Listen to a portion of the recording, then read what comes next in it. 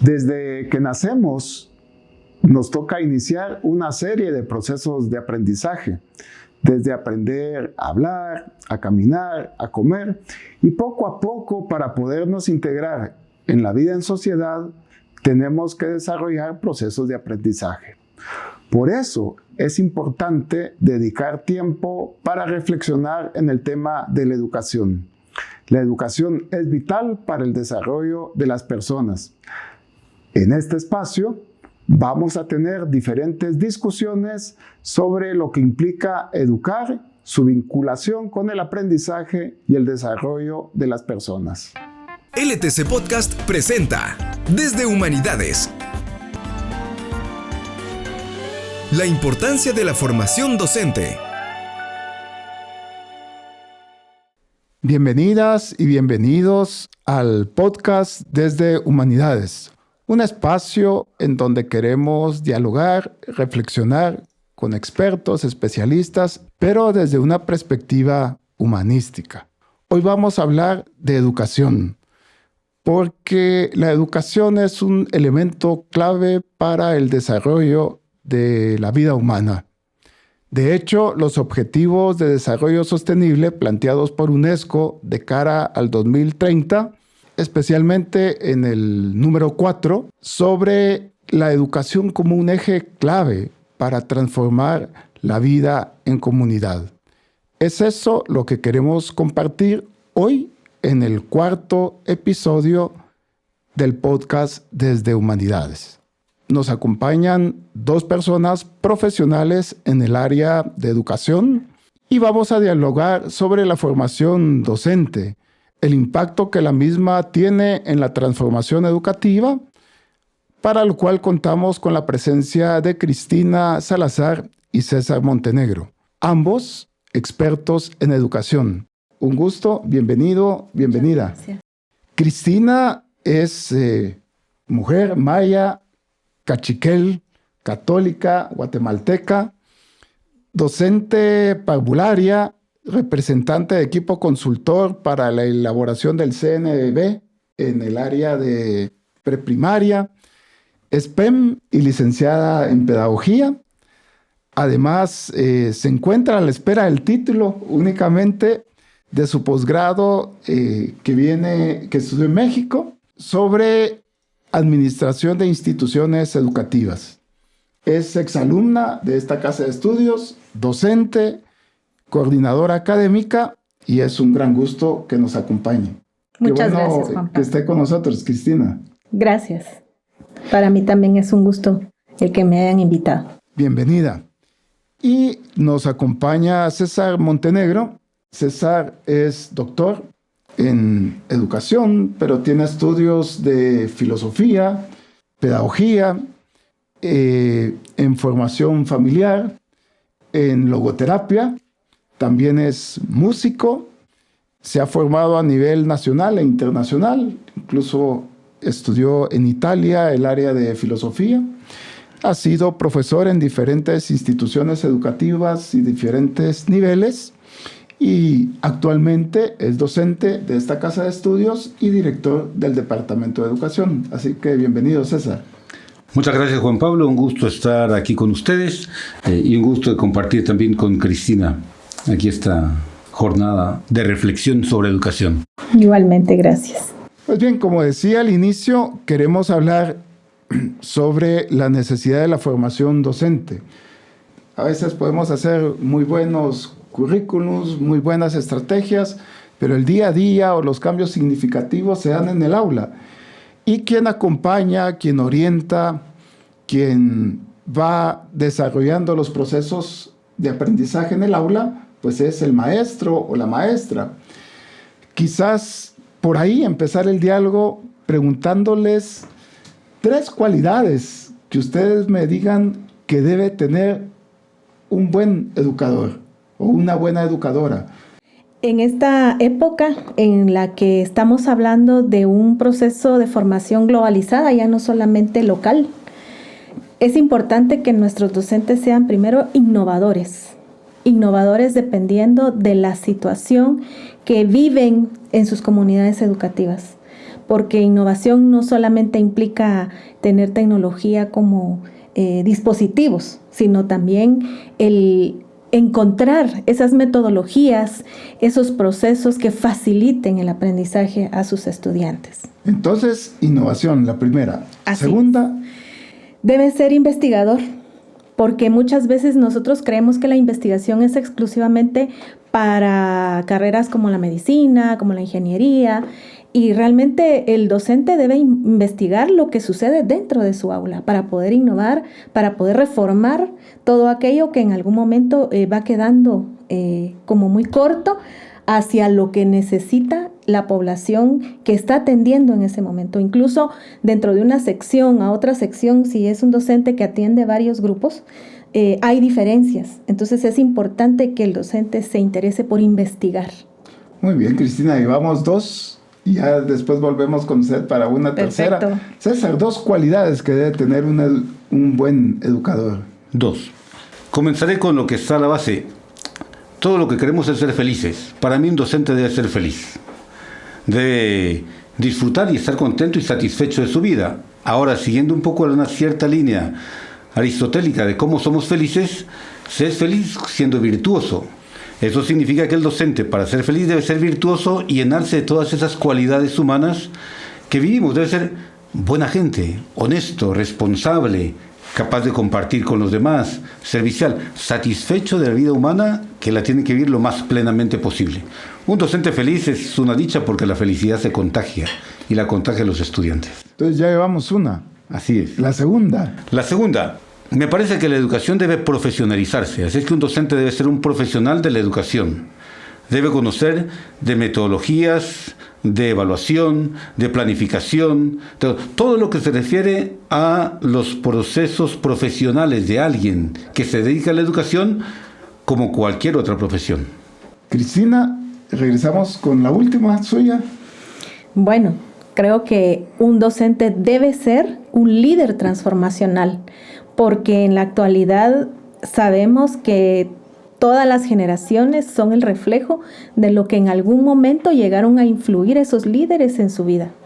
Y si han tenido un buen guía, un buen orientador, un buen mediador, pues van transformando generaciones. Una persona innovadora que llega a ser un líder transformacional nunca va a ver los frutos inmediatamente, porque son generaciones que tienen que convencerse de esos cambios para poder llegar a hacerlo.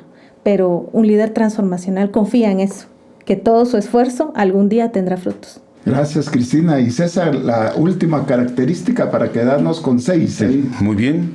Y que debe ser una excelente persona, debe ser un profesional de la educación y debe manejar muy bien su contenido de especialización. Si es un docente de matemáticas, debe saber muy bien matemáticas. Si es de ciencias naturales, debe manejar muy bien ese contenido. No importa los contenidos, porque es un proceso de aprendizaje y debe ser especialista en lo que quiere que todos aprendamos. Muy bien, yo siempre agrego, para que no se nos olvide, creo que una buena educadora o un buen educador siempre debe tener sentido del humor, ¿verdad? Creo que es una característica que se ha perdido, ¿verdad? Que no pese, que no sea un peso la labor educativa.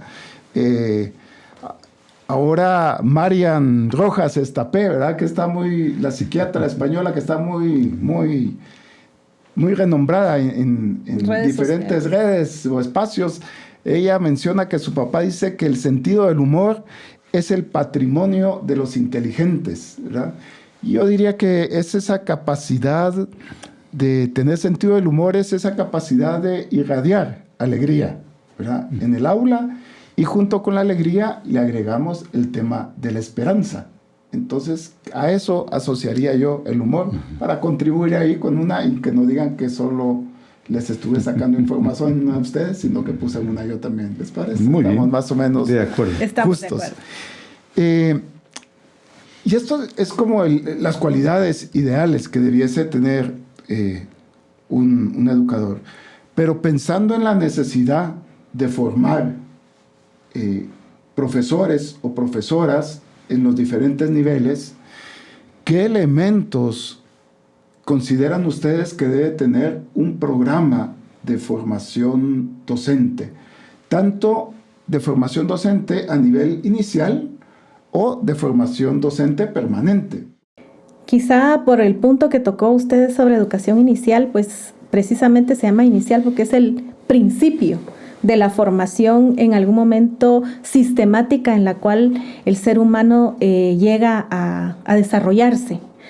En épocas pasadas eso estaba en manos de las madres, las abuelas, la familia, pero en la actualidad por la necesidad económica o socioeconómica de cada familia es que también se encuentra ahora en manos de personas, de terceras personas, que también deben ser bien formadas para crear la base para esa educación permanente que usted menciona. Entonces, una de las características que debe de tener este proceso de formación es el campo neurológico. Precisamente también en redes sociales está Mario Piu, que habla mucho sobre esta parte. Él es un neurólogo que se interesa por el área formativa, educativa, y cree que es importante que conozcamos cómo funciona nuestro cerebro para poder responder a esa necesidad y facilitar el aprendizaje e incluso potencializar todas las inteligencias que cada uno de nosotros puede desarrollar a lo largo de la vida. Gracias, Cristina. César. Sí, yo estaba pensando a propósito de encontrarnos acá en el LTC, ¿sí?, de comunicación, que el acto educativo es sobre todo un acto de encuentro y un acto de comunicación. Entonces, en todo el proceso de formación de los docentes, debemos aprender a comunicarnos abiertamente, serenamente, profundamente, claramente, ¿sí? Y por supuesto, una comunicación efectiva y una comunicación afectiva. Entonces, todas las cualidades psicosocioemocionales deben estar presentes también en los procesos formativos. Y quisiera añadir, en la línea también que mencionaba Cristi, que el desarrollo de la inteligencia, pero entendida la inteligencia no como un conocimiento de depósito de grandes conocimientos, sino como la capacidad de lectura de la realidad y de los contextos. Entonces, leer la realidad y el contexto en el que nos movemos, lo cambiante que es para poder responder, porque nos vamos moviendo conforme cambian los tiempos y los lugares.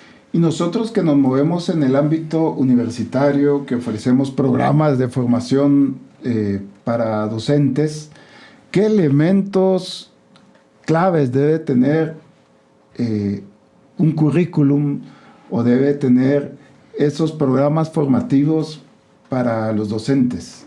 Un elemento que viene también a unirse a lo que nos decía César es el elemento sociocultural. Pertenecemos a un país multilingüe, multiétnico, multicultural, ¿verdad? Y es una realidad no precisamente porque quisiéramos tener diversidad, sino que también la misma geografía de nuestro país ha hecho que seamos tan diversos y contemos incluso con climas extremos en un mismo territorio, ¿verdad? Como por ejemplo Huehuetenango, en donde tenemos climas muy altos y también muy bajos, pero que esto hace que las características de una población sean distintas y también requieran de que nosotros nos adaptemos a esos contextos que César nos mencionaba, ¿verdad? Y es importante que consideremos ese elemento clave dentro de nuestra comunidad educativa en Guatemala. César. Si quisiera destacar 3 elementos brevemente. Uno, y en realidad la propuesta que hacemos desde la universidad también, todas esas áreas comunes de los docentes que son áreas de formación psicopedagógica. El docente tiene que ser un profesional de la educación. Pero el otro elemento tiene que conocer su especialidad. Entonces, son conocimientos y procesos de formación de su especialidad, ¿sí? Si se dedica a la primera infancia, si son procesos de ciencias naturales o de comunicación en el lenguaje. Y el tercer elemento es esa comprensión transversal de integralidad, ¿sí?, de totalidad, que nos parece que se construye la integralidad de la persona humana en las relaciones y nos hace tener un panorama y una visión integral. Y con estos 3 elementos que mencionaba César, a mí siempre me deja inquieto que a veces la sociedad no entienda, no comprenda que estamos hablando de profesionales de la educación, ¿verdad? A veces se menosprecia la labor que realizan las y los educadores, no entendiendo que se es profesional. Siento que en nuestro país se ha puesto poco énfasis a este cuidado de la formación profesional de alto nivel, pero también se ve reflejado en temas salariales, en temas de condiciones para desarrollar la acción educativa. ¿Qué opinión les merece como esta cuñita que les pongo ahorita por ahí? Bueno, cuando César menciona especialidad, viene a mi memoria que precisamente por esa diversidad demográfica en la cual estamos inmersos en nuestro territorio, muchas veces los docentes han tenido que ejercer no precisamente en su especialidad. Conozco a una cantidad grande de docentes que en el 2006 el Ministerio de Educación se preocupó por nivelar porque eran docentes que se dedicaban en los territorios más lejanos de nuestro país para atender el nivel preprimario y eran varones, lo que muchas veces es un paradigma que se tiene que no debería de ser varón, sino que debería de ser una mujer por la parte maternal, ¿verdad? Pero también esa parte paternal se necesita dentro de esa base en algunas poblaciones, ¿verdad? Entonces, precisamente en esa época se hizo una nivelación porque es muy cierto, a estos docentes no tenían derecho a escalafón, precisamente porque no tenían la especialidad que menciona César, ¿verdad? Dentro de su título. Entonces se hizo un proceso de nivelación y con ello pues ya se les dignificó. Ahí sí que se les dio lo que corresponde a tantos años de entrega que muchas personas no estaban realizando en esas poblaciones tan lejanas de nuestro país. Gracias, Cristina. César. Si quisiera partir de un dato sociológico. En la sociología está el concepto de estatus. ¿Qué le da a una persona estatus? En realidad lo que le da un estatus es cuando refleja los valores que esa sociedad percibe como valiosos. Obviamente, si una sociedad percibe que el dinero te da estatus y el dinero es valioso, el dinero te va a dar estatus. Y las profesiones también. ¿Qué profesión te da estatus? Lamentablemente, y ahí se percibe, todo mundo habla que la educación es importante, que la educación es fundamental, pero ser profesional de la educación no te da estatus. Significa que la sociedad no valora la profesión docente. Y entonces cuando un hijo quiere y me gustaría ser docente, ¿qué vas a ser docente si eso te vas a morir de hambre? Y dos brevísimas anécdotas. Mi madre, que también era docente, me dijo cuando estaba en tercer básico, mira, ¿no querés estudiar para ser profesor? Y yo mismo le dije, yo profesor no voy a ser nunca y dedicarme a la educación. No, gracias a Dios con el tiempo cambiamos mucho. Y en un taller que estaba dando en Baja Verapaz, en Rabinal, había un grupo de 20 profesores. Y les pregunto a los 20, ¿cuántos de ustedes eligieron el ser profesores por elección, porque ustedes querían? 2 de los 20. Todos los demás, su respuesta fue, era lo único que había y lo único que pude. O sea, son breves ejemplos que nos manifiestan cómo la sociedad guatemalteca, distinta a otras sociedades, no valora, ¿sí? Aunque a nivel de discurso todos dicen que es importante, a nivel de ver que es un camino que puede realizar a la persona y que puede permitir a la persona vivir dignamente, no lo consideran ni lo viven así. Es toda una transformación social y cultural la que debemos hacer. Yo creo que hay una gran demanda para el Estado de Guatemala, el rescate de la dignificación de la profesión docente, de modo que podamos incidir positivamente en la dignificación, como decía Cristina, de esta labor educativa. Un poco pensando, y ahora que decía Estado, ¿verdad? Pensamos en el tema de convivencia.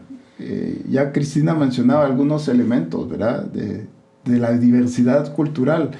Pero en tema de convivencia, pues somos una sociedad violenta, que no hemos aprendido a convivir de la mejor forma. ¿Será que el tema de formación docente tiene incidencia en la forma en la que convivimos y habría que tomar en cuenta estos elementos de convivencia en los niños, en las niñas, en la juventud, dentro de los elementos que formamos a los docentes? Definitivamente sí, porque trabajamos con seres humanos, no trabajamos con objetos. Y desde el momento en que los recibimos en diferentes niveles, ¿verdad? Algunos ingresan en el nivel inicial, otros en el nivel preprimario, ¿verdad? Porque aún no es obligatorio tener preprimaria e inicial. y otros hasta en el nivel primario, ingresan ya en el sistema formativo que regula el Ministerio de Educación. Y sí es importante que dentro de la formación docente se vea esa área de relaciones humanas, área de valores que son importantes para que continuemos manteniendo ese respeto por la dignidad humana que nos pide también la doctrina social de la Iglesia, ¿verdad? Porque debemos de mantener siempre la humanidad. Incluso en la época de pandemia se hablaba de la virtualidad humanizada, ¿verdad? Detrás de las cámaras, cuando nosotros impartíamos cursos en la virtualidad. Entonces sí es importante que nosotros veamos esa parte del cómo tratar con personas, cómo abordar a las personas con el debido respeto. Quisiera recordar, hay una línea educativa muy interesante actualmente, que es una educación, se llama educación histórico-política. Es una línea en la cual tenemos que formar a nuestros docentes y a todo educando también en conocer nuestra historia. Y nuestra historia, tristemente, está plagada históricamente de discriminación, de exclusión, de injusticias, ¿sí? Y eso ha provocado muchísimos conflictos. Ahora tenemos que aprender de eso. Y a partir de aprender de esto, tener otro tipo de compromisos para transformar la historia que nos ha tocado vivir. Somos una sociedad guatemalteca y latinoamericana, y mundial también, que se mueve en una dinámica de dominio, de la imposición, del más fuerte, del aprovechamiento. O sea, tiene que emerger una conciencia distinta de los procesos educativos y de los procesos de convivencia social también. Y ese es un trabajo que se hace también desde la formación, desde la educación, y de formar docentes que tengan esa conciencia, que tienen que trabajar también en esa línea. Ahí me queda siempre la espinita, ¿verdad? Si los pensum de estudio responden o no a esa necesidad de formar, ¿verdad? Que quizás, no sé si lo vamos a responder, pero dejar en el tintero cómo formamos esas capacidades en la docencia para que podamos atender estos temas, ¿verdad? Sí. Yo creo que es fundamental convivir juntos. Es decir, teóricamente no se enseña a convivir y a estar con los demás, ni a ser con los demás, ni a aceptar a los demás, ni a reconocerlos como personas. Entonces, por eso los procesos de formación tienen que estar permeados de una sana convivencia que no excluya los conflictos, sino que aprenda a resolver los conflictos, ¿sí?, como seres dialogantes y abiertos a la diversidad. Así es, porque dentro del Currículum Nacional Base existe el área de formación ciudadana como tal, pero definitivamente eso, como bien lo decía César, se vive dentro de las aulas. Y definitivamente nuestros docentes deben de ser formados en esa convivencia pacífica que muchas veces no están acostumbrados a vivir, a compartir con otras culturas, con otros estratos sociales, como usted lo mencionaba, o con diversidad de formas de actuar incluso, o de pensar actualmente, con tanta ideología que muchas veces también no solamente implica lo que está dentro de nuestra población, sino también lo que viene de la virtualidad a través de las redes, a través de los medios de comunicación. Creo que todos conocemos la realidad educativa y los índices educativos de nuestro país, que son lamentables o no son los deseables. Preguntarles, ¿creen que es necesario formar, desarrollar procesos educativos en educación no formal o en educación extraescolar? Es un nicho que me da la sensación que está como abandonado, poco cuidado, no validado, menos validado que el anterior, pero que sin embargo tenemos muchísima población que puede ser formada a través de un modelo extraescolar. ¿Qué opinión les merece ese tema? Quizá me hiciste recordar una frase de Manuel Munier, que dice que fuera de actos heroicos, ¿sí?, el logro de una plenitud humana es imposible sin un mínimo de condiciones biológicas, económicas, materiales. Eso en nuestro contexto significa, si tenemos porcentajes de más de la mitad, y en algunos casos hasta el 70% de pobreza en Guatemala, No podemos hablar de procesos educativos y de aprendizaje con estas condiciones económicas y materiales. Eso deja a muchos niños jóvenes fuera del sistema escolar. En la actualidad, yo podría dar 2.4 millones de niños y jóvenes guatemaltecos fuera del sistema escolar como tal. Es exactamente a lo que te estaba refiriendo cuando hablamos de, y los que están fuera del sistema escolar, qué procesos de aprendizaje, de educación para su realización y para su crecimiento tienen. Y es donde se propone todo ese sistema extraescolar y educación alternativa, pero que no está suficientemente consolidado y no tiene todavía procesos de formación de profesionales que atiendan ese sistema extraescolar y alternativo. Y entonces en esa línea también tenemos mucho trabajo que hacer todavía. Cristina. Creo que viene a poner sobre la mesa la inquietud de que exista también una especialidad precisamente para formar a docentes que se quieran dedicar a esa área extraescolar, porque sí, definitivamente si nosotros queremos que todos se levanten, que nadie se quede atrás, como dice el Popol Vuh, y queremos equidad en nuestro país, pues hay que propiciar también el que hayan un grupo de formadores que atiendan esta parte y no solo se mencione, ¿verdad? Dentro de del sistema educativo nacional existe educación extraescolar, sino que también hayan profesionales que se dediquen a la atención de este grupo de población. De población. Y un poco para ir concluyendo, porque el tiempo siempre nos apremia en estos espacios,